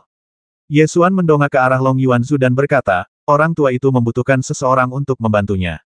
Selain alasan ini, ada alasan lain yang lebih penting. Klan Setan Langit adalah ras yang terbentuk dari gabungan tubuh fisik Kaisar Setan Abadi dan jiwa spiritual Ratu Setan Void. Klan Setan Langit terlahir dengan energi spiritual yang kuat. Di bawah seni jiwa Kaisar Sembilan Surga, energi jiwa Ibel Surgawi dapat disempurnakan menjadi esensi sejati murni, yang dengan cepat meningkatkan tingkat kultivasi. Yesuan sangat perlu meningkatkan kultivasinya, jadi medan perang Long Yuan adalah pilihan terbaik. Setelah menghibur anak-anak kecil itu, Yesuan pergi menemui Ye Qingyang dan Zhu Yong lagi. Setelah berpamitan, ia membawa Mo Wu naik kapal ke prefektur Long Yuan. Mou sudah lama ingin bergabung dengan pasukan Long Yuan untuk membasmi ibel surgawi dan membalaskan dendam orang tuanya, jadi dia sangat bersemangat setelah menaiki kapal. Tuan muda, akhirnya kita akan pergi ke Provinsi Long Yuan untuk membasmi ibel surgawi. Aku sudah lama ingin membasmi lebih banyak binatang buas itu. Mou berkata dengan penuh semangat, sambil memukul-mukulkan tinjunya. Ye Xuan berdiri di haluan, memperhatikan pegunungan hijau di kedua sisi dengan cepat surut, merasa sedikit emosional. Tuan muda, saat kita tiba di pasukan Long Yuan, di kamp manakah kita akan ditempatkan? Apakah kavaleri besi? Saya harap kavaleri besi, menerobos garis pertempuran dan membasmi musuh, itu akan menjadi yang paling menyegarkan. Mou mulai berpikir tentang pasukan Long Yuan. Prefektur Long Yuan, menghadap ke arah utara kota. Ini adalah kota militer yang berakar di Dragon Bone Wasteland. Itu seperti benteng yang menjulang tinggi di angkasa, tertanam dalam di Dragon Bone Wasteland, terhubung dengan pegunungan Panlong di utara, menghalangi kemajuan Sky Demon Clan ke arah timur. Ini bukanlah kota yang megah karena tidak makmur. Kota besar yang lahir untuk perang, seperti terbuat dari besi dan baja. Kota ini berdiri di atas Dragon Bone Wasteland, memancarkan napas besi dan darah serta pembasmian di mana-mana. Temboknya tingginya ratusan kaki, sampai-sampai burung pun sulit melewatinya. Baizhang, tingginya setara dengan 100 lantai. Ye Xuan berdiri di kaki kota Wangbei, dan rasa kepahlawanan yang tak dapat dijelaskan muncul di hatinya.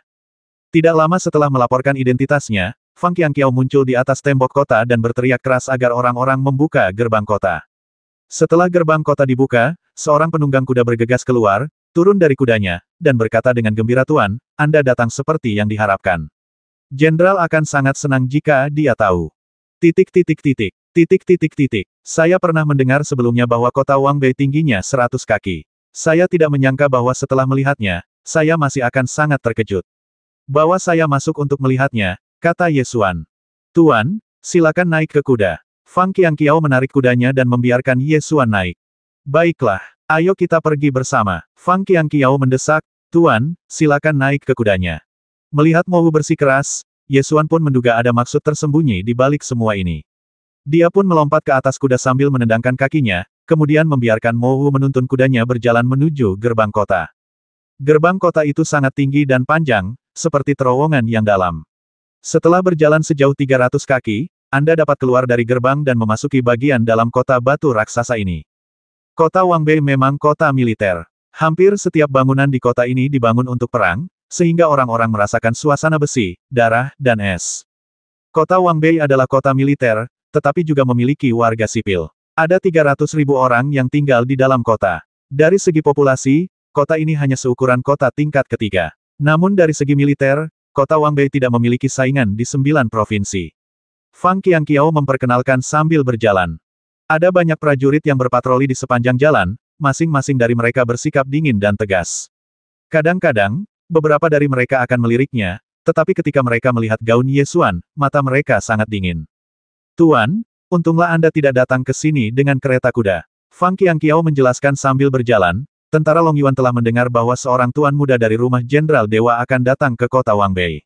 Dengan adanya jenderal di sini, para pembasmi ini tidak akan takut kepada Anda, tetapi mereka juga tidak akan kagum kepada Anda.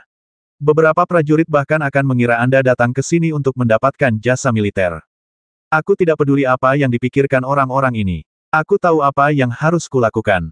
Di mana Lao Qin? Mari kita temui dia dulu, kata Ye Xuan. Sang jenderal tidak ada di kota sekarang dan tidak akan kembali sampai malam. Silakan pergi ke rumah jenderal untuk beristirahat dulu. Saat mereka berbicara, sekelompok 3 orang memasuki rumah jenderal di kota Wangbei. Tidak ada pelayan di rumah jenderal ini. Semuanya berjalan seperti di kamp militer, dengan para jenderal yang keluar masuk gerbang dari waktu ke waktu. Ketika dia tiba di gerbang rumah jenderal itu, dia melihat seorang jenderal berjanggut, kekar, mengenakan baju besi hitam tebal keluar dari rumah jenderal itu. Ketika Jenderal Tianlang yang kekar itu melihat Fang Qianqiao, dia berjalan menghampirinya dan meninjunya, sambil berkata dengan suara kasar, "Saudara Fang, ku dengar kau berada di kota Wangbei beberapa hari yang lalu. Akhirnya aku melihatmu hari ini. Bagaimana? Pasti sulit menjadi penjaga gerbang kaisar di Chaohua, kan? Saudara Pei, Anda bercanda." Fang Qianqiao berkata dengan sopan, lalu mempersilakan Ye Xuan pergi dan memperkenalkan, "Tuan, ini Pei Sanyu, Jenderal Serigala Surgawi dari Batalion Armor Berat. Ini Ye Xuan, tuan muda dari rumah Jenderal Ilahi." "Ya, lumayan." Pei Sanyu mengulurkan tangannya dan menepuk bahu Ye Xuan dengan kuat. Jika orang itu adalah orang dengan kultivasi yang lebih rendah, dia pasti sudah terjepit ke tanah oleh tamparan ini. Ye Xuan berdiri di sana tak bergerak dan tersenyum padanya. Pei Sanyu tidak terlalu peduli dengan identitas Ye Xuan. Sebaliknya, dia tertarik pada Mo Wu yang ada di belakang Ye Xuan. Dia menepuk otot dada Mo Wu yang kuat dan bertanya, pria besar ini hebat. Dia lebih tinggi satu kepala dariku. Bagaimana menurutmu? Datanglah ke kam baju besi beratku dan ayunkan palu godam untuk menghancurkan ibel langit itu berkeping-keping. Itu tergantung pada Tuan Muda. Aku akan pergi ke kubu manapun Tuan Muda pergi, jawab Mo Wu. Pei Sanyu tidak memaksa saat mendengarnya, mengira kalau lelaki besar ini dikirim oleh rumah Jenderal Ilahi untuk melindungi Tuan Muda. Baiklah kalau begitu, datanglah ke perkemahanku dan bermainlah saat kau punya waktu. Perkemahanku penuh dengan orang-orang besar, dan mereka semua pandai gulat. Itu saja, aku punya urusan militer yang harus diurus, jadi aku akan meninggalkanmu terlebih dahulu. Pei Sanyu tidak berniat mendekati Tuan Muda dari rumah Jenderal Dewa. Setelah selesai berbicara, dia pergi dengan langkah yang berani. Dia berjalan di lantai karang hitam dengan baju besi yang berat, membuat suara bang-bang-bang, yang menunjukkan betapa beratnya baju besi hitam di tubuhnya. Setelah Pei Sanyu pergi, Mo Wu menggaruk kepalanya dan berkata dengan sedikit ketidakpuasan orang ini tidak terlalu menghormati Tuan Muda. Fang Qiangqiao menjelaskan, tentara Long Yuan hanya mengakui kekuatan, bukan status. Para pangeran dan bangsawan ibu kota kekaisaran sering mengirim putra dan keponakan mereka ke kota Wangbei untuk mendapatkan pahala militer, tetapi tidak ada dari mereka yang berani berperang. Seiring berjalannya waktu, para jenderal di sini tidak begitu menyukai para pangeran dan bangsawan. Tuan Muda kita tidak sebanding dengan para playboy itu. Mo Wu langsung berkata dengan keras. Baiklah, hal semacam ini tidak bisa diungkapkan dengan kata-kata, ayo masuk. Kata Ye Xuan sambil berjalan masuk ke dalam rumah jenderal terlebih dahulu. Di malam hari, Qin Tai'a baru saja kembali ke rumah jenderal, dan begitu dia kembali, dia membahas berbagai masalah dengan sekelompok besar jenderal di aula urusan militer, yang berlangsung hingga tengah malam. Aula urusan militer tentara Long Yuan dijaga sangat ketat, dan bahkan Ye Xuan tidak bisa masuk. Setelah rapat, Fang Qiangqiao keluar dari aula urusan militer dan datang ke kamar tempat Ye Xuan beristirahat. Dia berkata, para jenderal sudah bubar. Tuan, pergi dan temui jenderal. Sekarang kita sudah berada di kota Wangbei, kita harus bertemu satu sama lain. Ye Xuan berdiri dan berjalan menuju aula urusan militer. Fang Qiangqiao melambaikan tangannya dan meminta pengawal pribadi Long Yuan untuk mengikutinya sambil membawa anggur dan makanan. Ketika saya memasuki aula urusan militer, saya melihat Qin Tai'a duduk membelakangi pintu, menatap peta di dinding utara dengan linglung. Pengawal pribadi Long Yuan meletakkan anggur dan makanan di atas meja lalu pergi. Ye Xuan berjalan ke arah lelaki tua itu dan juga melihat ke arah peta di dinding. Ini adalah peta prefektur Long Yuan, yang menandai posisi pertahanan tentara Long Yuan dan gunung serta sungai yang berbahaya. Dilihat dari peta, lokasi kota Wangbei memang sangat kritis. Kota ini bagaikan gerbang di langit, menghalangi jalan pasukan ibel surgawi yang bergerak maju ke arah timur. Setelah beberapa saat, Qin Tai'a akhirnya berkata, apakah kamu di sini? Ya, aku datang. Pertanyaannya sederhana, dan jawaban Ye Xuan juga sederhana. Meskipun ada perbedaan usia beberapa ratus tahun di antara mereka, selalu ada pemahaman diam-diam di antara mereka yang tidak memerlukan penjelasan. Bagaimana keadaan kota Liuyunmu? Pandangan Qin Tai'a masih tertuju pada peta, tetapi dia bertanya tentang kota Liuyun. Cukup bagus, lebih makmur daripada kota Wangbei. Ye Xuan berkata sambil tersenyum. Ya, ini adalah kota yang tidak akan pernah makmur. Qin Tai'a mendesah. Memang benar bahwa sebuah kota yang sewaktu-waktu dapat terjebak dalam perang, tidak akan pernah bisa dikaitkan dengan kesejahteraan. Faktanya, masih ada kemungkinan untuk menjadi makmur. Ye Xuan tidak setuju dengan pandangan ini. Oh, apakah kamu punya cara lain untuk membuat kota militer menjadi makmur? Qin Tai'a berbalik dan menatapnya dengan penuh minat. Ye Xuan tersenyum dan berkata, iya. Jika kita menghancurkan negara Tianyao kuno, negara itu akan menjadi makmur.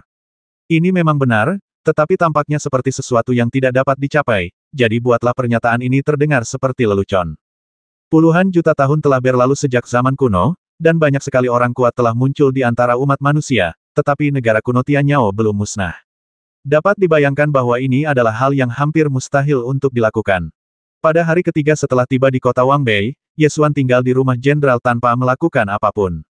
Pasukan Raja Ibel Fatian akan berkeliaran di luar kota setiap hari, seperti binatang buas yang mengintai mangsanya, siap menerkam dan mengambil sepotong dagingnya kapan saja. Sayangnya, mangsa kota Wangbei seperti besi, dan binatang buas suku Fatian tidak punya tempat untuk menggigit. Kota Wangbei adalah garis depan medan perang, tetapi pertempuran berdarah tidak terjadi setiap hari. Faktanya, kedua belah pihak saling menguji satu sama lain hampir sepanjang waktu, seperti dua binatang buas yang saling bertarung.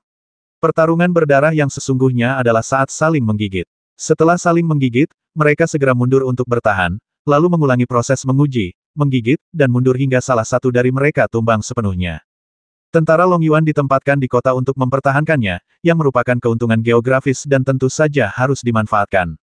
Yang paling diharapkan oleh tentara Long Yuan adalah pasukan Ibel Langit yang datang untuk menyerang kota. Tidak peduli berapa banyak yang datang, mereka semua akan ditembak mati di bawah kota. Namun, Raja Ibel Fatian jelas tidak sebodoh itu. Baru setelah ia mengikat putranya Fai di atas tembok kota dan mencambuknya, ia menyerang kota itu dengan gila-gilaan. Kemudian ia meninggalkan lebih dari 3.000 mayat Ibel surgawi di bawah kota Wangbei dan segera membunyikan seruan untuk menarik pasukannya. Sayangnya, suatu strategi mungkin berhasil pada kali pertama, tetapi akan sulit untuk efektif pada kali berikutnya. Kalau tidak, Qin Tai'a pasti tidak keberatan menyeret Raja Ibel kecil Fai ke atas tembok kota dan memukulinya selama 3 jam setiap hari. Meskipun kedua belah pihak saling menguji, prajurit yang terluka dikirim kembali ke kota setiap hari. Sebagian besar dari mereka adalah pengintai dan penjaga rahasia yang sedang mengumpulkan informasi. Qin Tai'a sangat sibuk, Fang Qiangqiao juga sibuk, dan semua prajurit dan jenderal tentara Long Yuan sangat sibuk, tetapi Ye Xuan sangat malas.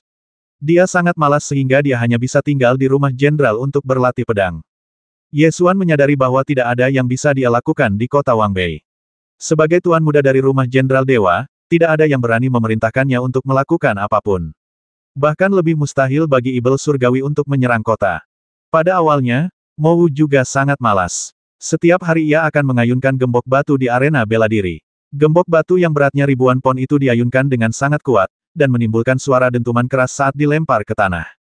Namun kemudian, Ye Xuan menemukan bahwa Mo Wu tidak lagi menganggur, dan seseorang memintanya untuk keluar setiap hari. Ye Xuan ingin mencari sesuatu untuk dilakukan, tetapi Qin Tai'a tidak terlihat selama 3 hari. Kesempatan langka untuk bertemu mereka, jadi saya mengajukan beberapa permintaan. Jawaban yang saya dapatkan adalah untuk berjalan-jalan dan belajar dari para jenderal Sirius di setiap batalion. Ye Xuan memang pergi ke kamp militer dan melihat semua orang bersikap sangat hormat, namun hanya sekadar hormat, jenis hormat yang asal-asalan bagi seorang tuan muda. Siang hari di hari ketiga, Ye Xuan berjalan-jalan di luar kamp armor berat dan sekilas melihat Mo Wu tengah bergulat dengan seorang pria kuat dari kamp armor berat. Orang-orang kuat yang berterbuka dada itu tampak seperti monster berotot, bertepuk tangan dan berteman di pinggir lapangan. Pei Sanyu, jenderal serigala surgawi dari batalion lapis baja berat, duduk di depan gerbang kamp. Meja panjang di sebelahnya dipenuhi mangkuk-mangkuk anggur. Lebih dari selusin toples minuman keras ditumpuk di sebelahnya. Seorang prajurit lapis baja mengambil toples anggur dan mengisi semua mangkuk dengan anggur. Pei Sanyu mengambil paha serigala panggang dan menggigitnya, lalu berteriak, seseorang keluar dan bergulat dengan saudara Mo Wu. Otang pembawa sial, siapapun yang menang akan mendapat minuman. Ketika mereka mendengar bahwa ada anggur untuk diminum, semua orang kuat menjadi bersemangat. Seorang lelaki kekar berkulit gelap yang tampak seperti beruang hitam melangkah maju dan berteriak, saudara Mo Wu, biarkan aku berduel denganmu terlebih dahulu.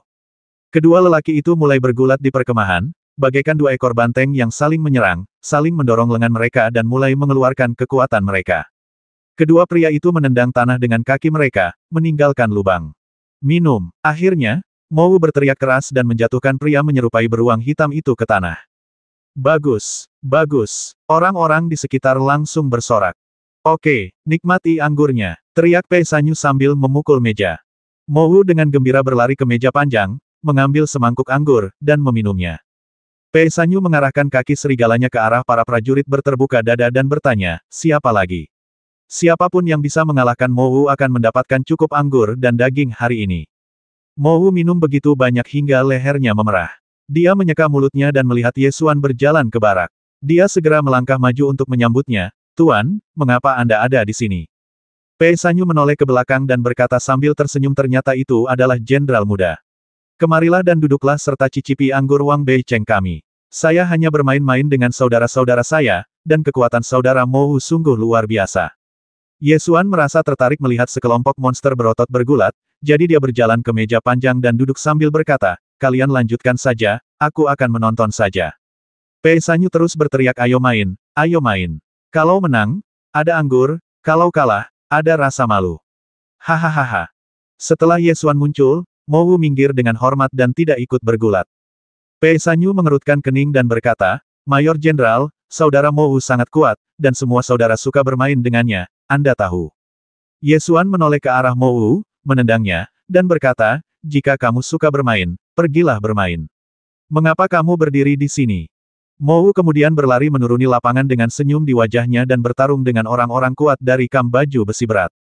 Bagus, bagus, bagus. Tubuh spiritual raksasa Mo Wu tidak bisa diremehkan. Dia memenangkan lebih dari selusin permainan berturut-turut, minum sebotol besar minuman keras, dan kulitnya menjadi semerah binatang buas. Pei Sanyu sangat gembira dan terus berteriak, lihatlah kalian, lebih dari selusin orang tidak dapat mengalahkan saudara Mo Wu. Mulai sekarang, berlatihlah 12 set kunci batu setiap hari. Sekelompok orang kuat berteriak, Jenderal, saudara Mo Wu sangat kuat. Jika Anda tidak keluar untuk menyelamatkan muka kubu kami, saudara Mo Wu akan menghabiskan semua anggur hari ini. Benar sekali, Jenderal, sudah lama aku tidak melihatmu bergulat.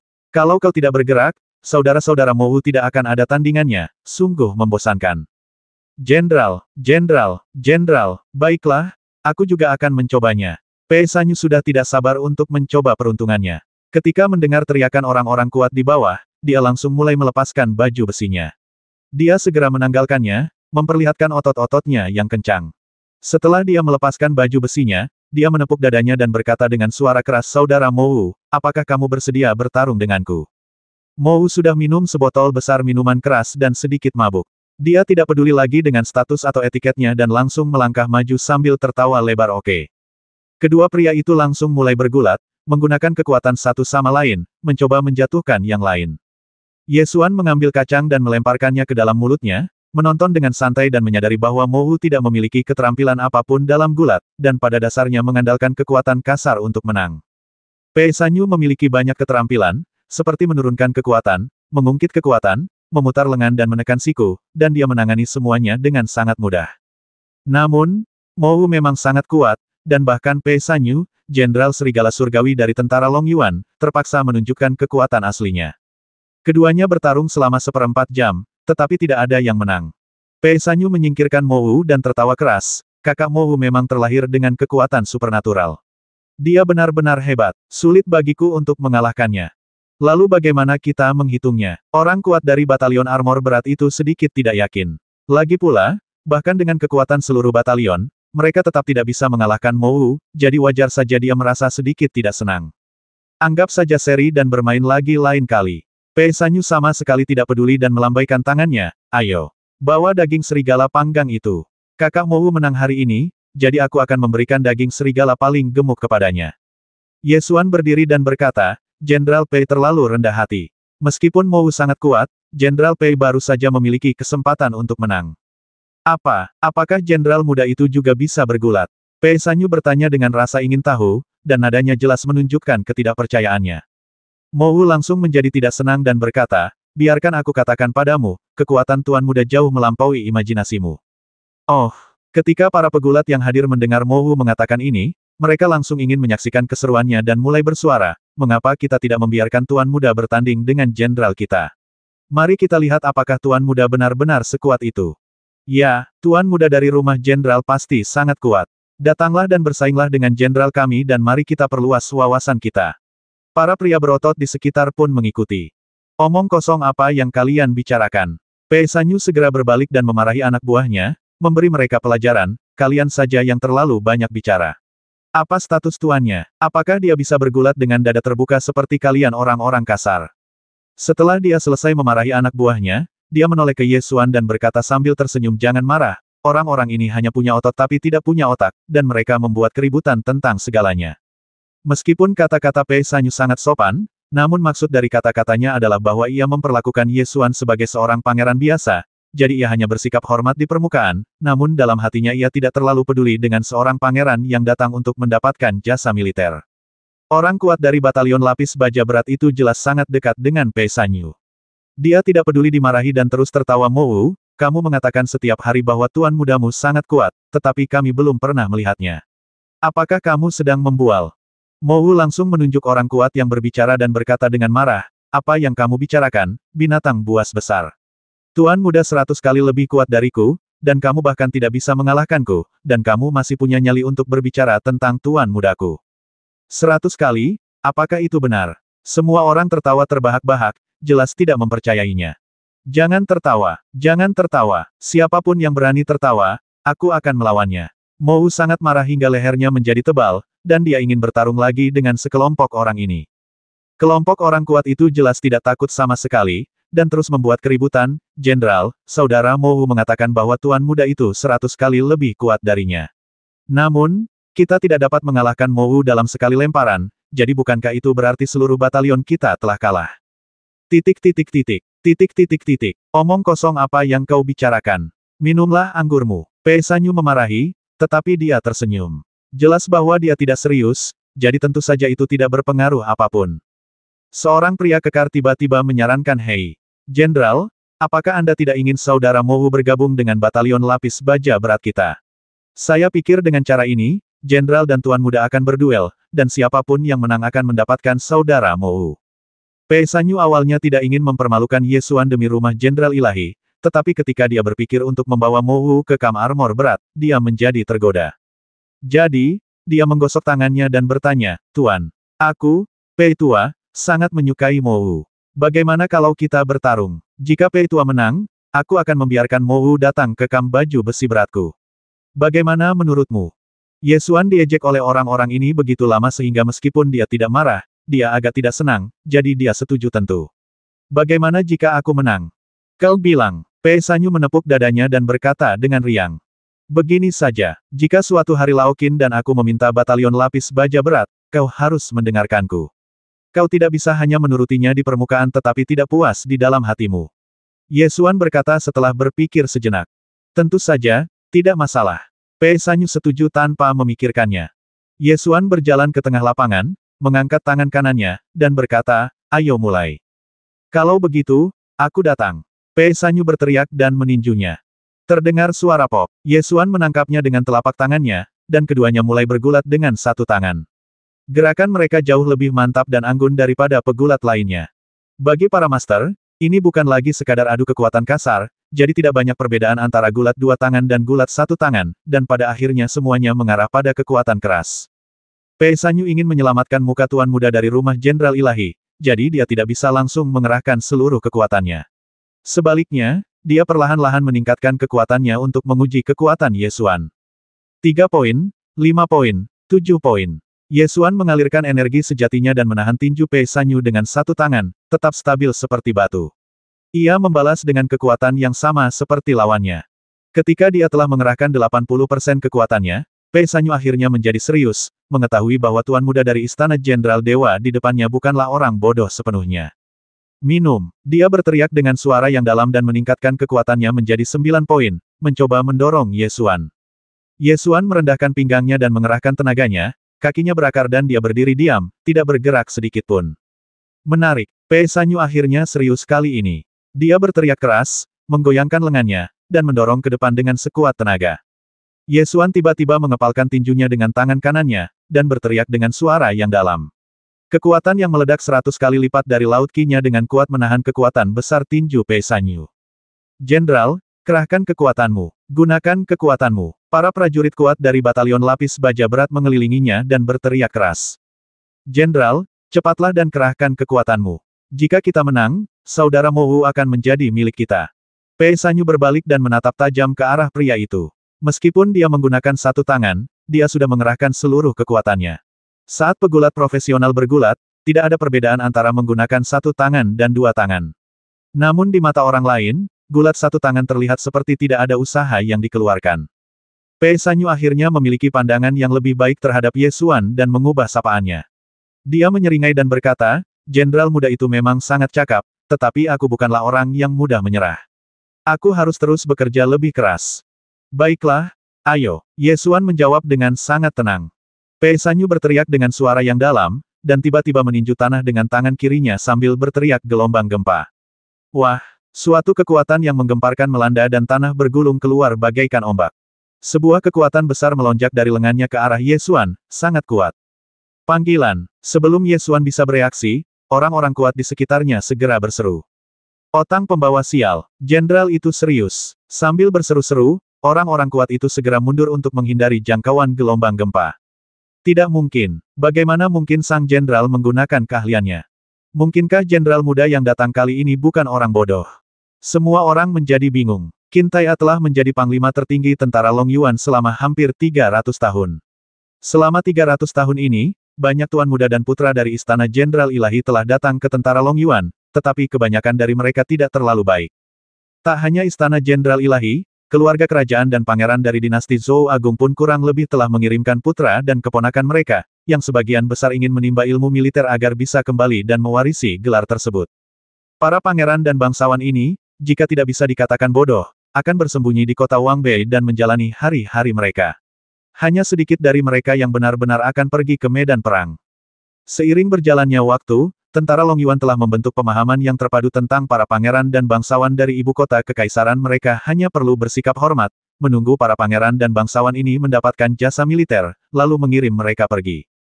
Kurasa tidak, jenderal kita sepertinya tidak menggunakan banyak kekuatan, jadi bagaimana mungkin semangat bela dirinya terungkap? Kata seorang pria kuat dengan bingung. Kau tidak mengerti, saat para master bertarung, tidak perlu menjatuhkan mereka ke tanah dan bertarung seperti yang kami lakukan.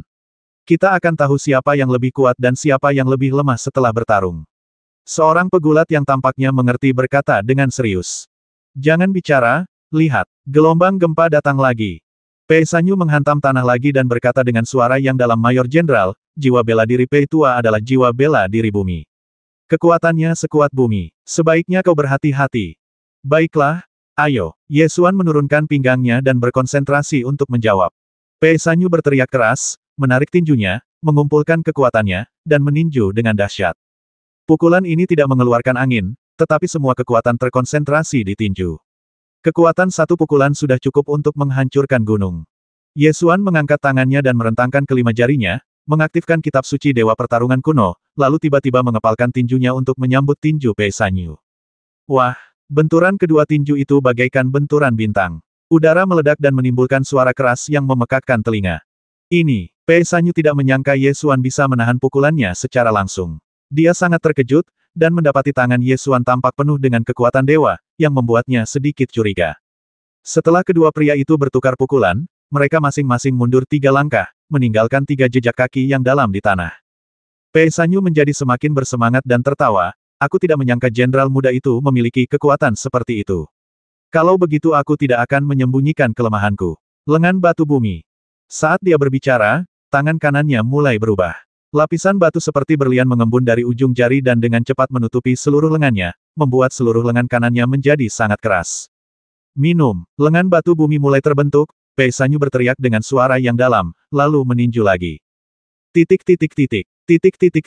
Ye Xuan masih berlatih kitab suci Dewa Perang Kuno. Dia menekan telapak tangannya ke tinjunya, dan kekuatan laut Qi-nya yang 100 kali lipat meledak, meremas dan mengguncangnya dengan keras. Wah, batu itu hancur.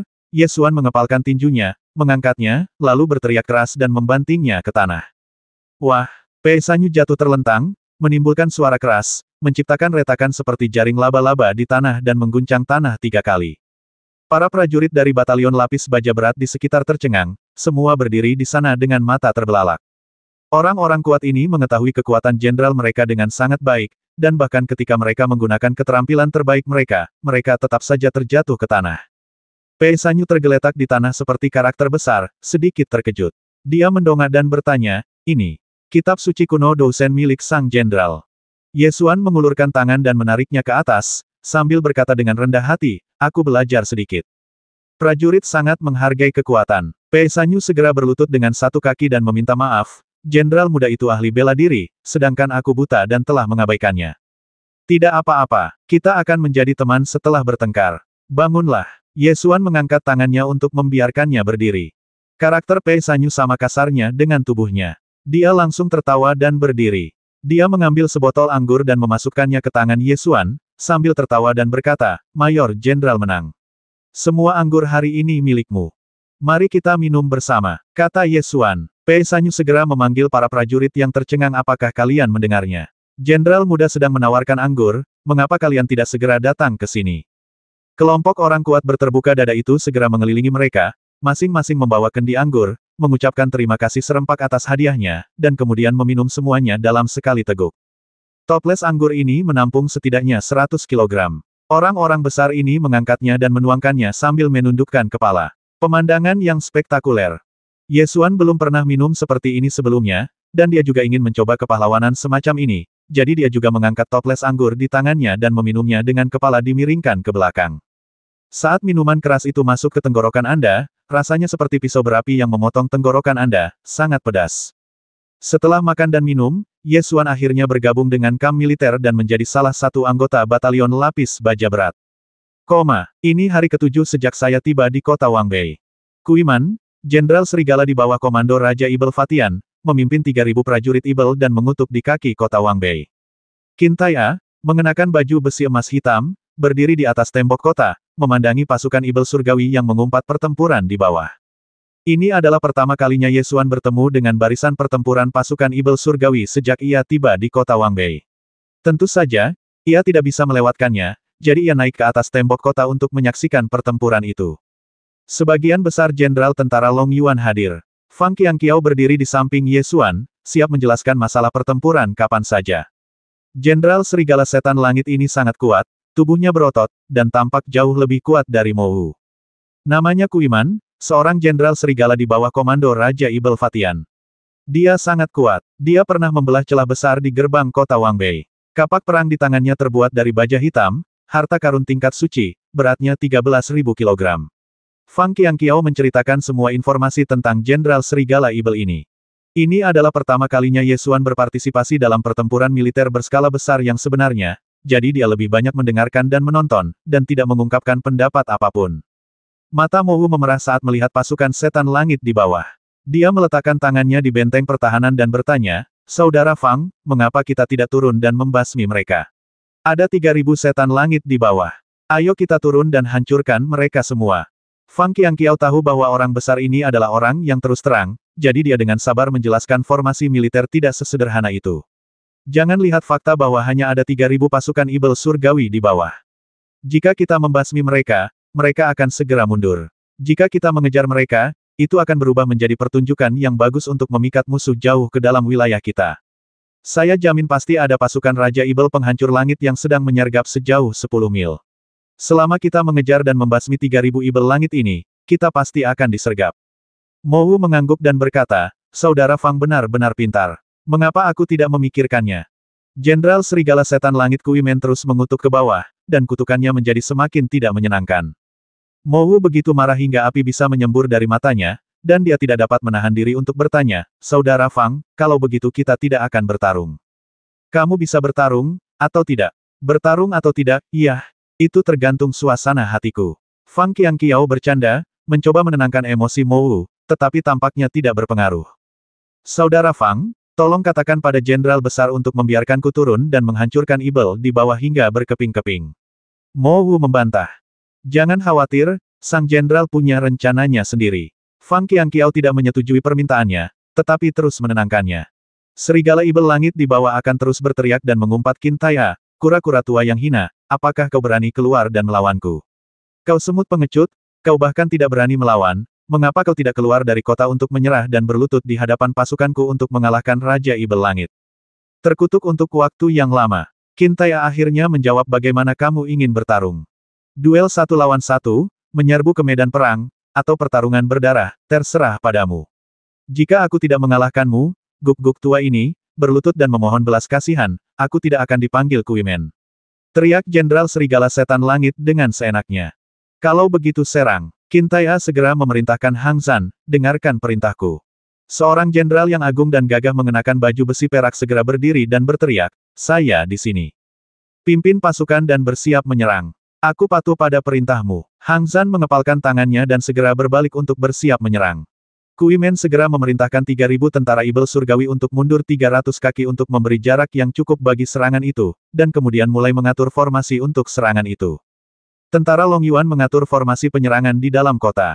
Setelah formasi itu selesai, gerbang kota Wangbei perlahan diturunkan, dan pasukan penyerang yang terdiri dari kereta perang monster dan kavaleri perlahan berbaris keluar dari gerbang kota.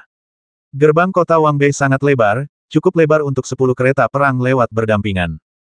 Pasukan penyerang dari pertempuran Hangzhou berbaris keluar dari gerbang kota dengan tertib, dan pemandangannya sangat spektakuler. Mo Wu menatap pasukan yang teanisasi rapi di bawah, hatinya membara karena kegembiraan, lalu berbalik bertanya, "Saudara Fang, apa artinya maju ke medan perang?" Ini adalah cara bagi dua pasukan untuk bertarung. Mereka membentuk formasi pertempuran dan saling menyerang. Hasilnya dapat ditentukan dengan satu serangan. Fang Qiangqiao menjelaskan secara singkat. Formasi penyerangan yang disusun oleh Hang Zhan adalah kereta perang monster di depan, kavaleri besi di sebelah kanan, formasi tombak di sebelah kiri, dan pemanah di belakang. Pasukan Ibel Surgawi juga mengerahkan kereta perang monster mereka di depan dan para penunggang binatang di sebelah kanan, dalam formasi yang hampir identik. Ada dua formasi yang identik, dan saat menyerang, tergantung pihak mana yang lebih berani. Ini adalah metode yang paling umum digunakan oleh pasukan Ibel Surgawi. Tidak perlu memikirkannya sama sekali, langsung saja menyerang dan selesai. 590.